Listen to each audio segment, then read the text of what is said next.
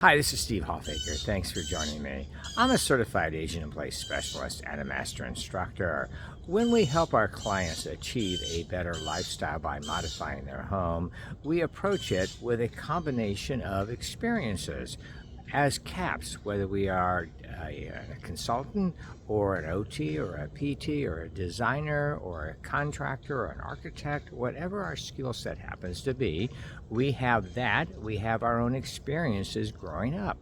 We didn't get here just today. We've had a lifetime of getting ready for this moment to work with our clients. So we have the experiences that we've had in our lifetime, the things that have worked for us that we found out through trial and error, or maybe someone else shared that with us, and the experiences that we have had in previous events with clients like this one.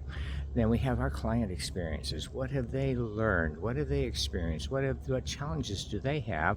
What do they know they need to accommodate? What are they not sure about? What have they learned online or with friends or with guests or in doing other research? So we take their experiences plus our own, we put them together, and we come up with a plan of action for them. And of course, we have to tweak that with the appropriate budget and what can be done in their home, the age of the home, and other accommodations that have to happen.